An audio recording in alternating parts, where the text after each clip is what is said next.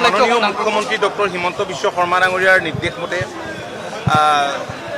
এইকেইদিন মেঘালয় চৰকাৰৰ লগত মানে 19 তাৰিখৰ পিছত ঘটনা ঘটাৰ পাছত যোগাযোগ ৰাখি বিশেষভাৱে মেঘালয়ত আবদ্ধ হৈ পৰা 19 তাৰিখৰ দুৰ্ভাগ্যজনক ঘটনাৰ পাছত সেই মানুহখিনিক যাতে সুকলমে নিৰাপদে আনিব পৰা যায় তাৰ কাৰণে কথা বতৰা পাতি আছিলোঁ আৰু আমি দেখিছিলোঁ যে শান্তিপূৰ্ণভাৱে যোৰাবাটত অসম ৰাজ্যিক চালক সন্থা আৰু বিভিন্ন সংগঠনে ইয়াত প্ৰতিবাদ সাব্যস্ত কৰিলে মই তেওঁলোকক অভিনন্দন জনাইছোঁ এইকাৰণেই যে ইমান এটা ডাঙৰ ঘটনা 19 তাৰিখে বুধবাৰে মেঘালয়ৰ শ্বিলঙত সংঘটিত হোৱাৰ পাছতো অত্যন্ত ধৈৰ্যৰে শান্তিপূৰ্ণভাৱে গণতান্ত্ৰিক প্ৰতিবাদ সাব্যস্ত কৰিলে মুখ্যমন্ত্ৰী শৰ্মা ডাঙৰীয়াই মাননীয় মুখ্যমন্ত্ৰীগৰাকীয়ে মেঘালয়ৰ মুখ্যমন্ত্ৰীৰ লগত আলোচনা কৰি তৎপৰতাৰে যাতে পুনৰ এনে ঘটনাৰ পুনৰাবৃত্তি নহয় তাৰ কাৰণে ক্ষিপ্ৰতাৰে ব্যৱস্থা গ্ৰহণ কৰিলে আজি মেঘালয়ৰ উপ মুখ্যমন্ত্ৰীগৰাকীৰ লগতে চিফ ছেক্ৰেটাৰী আৰু উচ্চ পৰ্যায়ৰ এটা প্ৰতিনিধি দলৰ লগত আমি আলোচনা কৰিলোঁ গুৱাহাটীত আমি আছিলোঁ আমাৰ চিফ ছেক্ৰেটাৰী ডক্টৰ ৰবিকুটা ডাঙৰীয়া আছিল আৰু জ্যেষ্ঠ প্ৰশাসন আৰু পুলিচৰ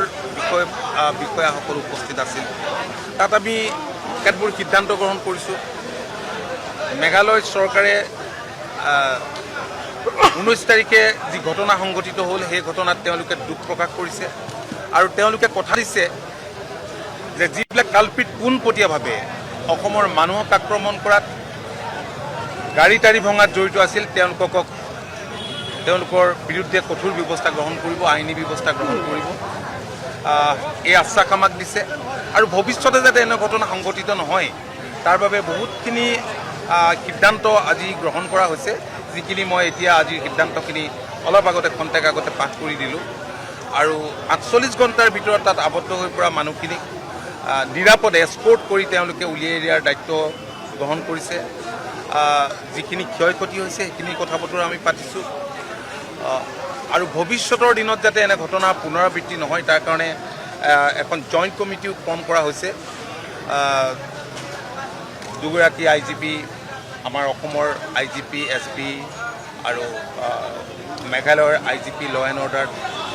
তেওঁলোকে হেড কৰিব তাত DCP এই সকলো থাকিব মই আশা কৰোঁ যে অহা দিনবিলাকত পৰিস্থিতি স্বাভাৱিক হ'ব আৰু মই যিসকলে প্ৰতিবাদ সাব্যস্ত কৰি আছে তেওঁলোকক মই বিনয়েৰে আহ্বান জনাইছোঁ যাতে আজিৰে পৰা এই প্ৰতিবাদ যাতে তেওঁলোকে নকৰে কাৰণ স্বাভাৱিক অৱস্থা ঘূৰি ফুৰিবলৈ হ'লে সকলোৰে সহযোগিতা লাগিব গতিকে আমি ইয়াত প্ৰতিবাদ কৰি থাকিলে তেওঁলোকেও বেলেগ বেলেগ ধৰণে প্ৰতিবাদ কৰিব আমি শান্তিপূৰ্ণভাৱে কৰিছোঁ তাত বা কি হয় যোৱা সময়ছোৱাৰ অভিজ্ঞতা এইটো বেলেগেই দেখায় এনিৱে মই আশা কৰিম যে খুব কম দিনৰ ভিতৰতে পৰিস্থিতি স্বাভাৱিক কৰিছে সেইখিনি কথা বতৰা পাতিছোঁ আমি প্ৰতি বছৰে সংঘটিত হয় আমি এই কথাখিনি আজি সজোৰে উত্থাপন কৰিছোঁ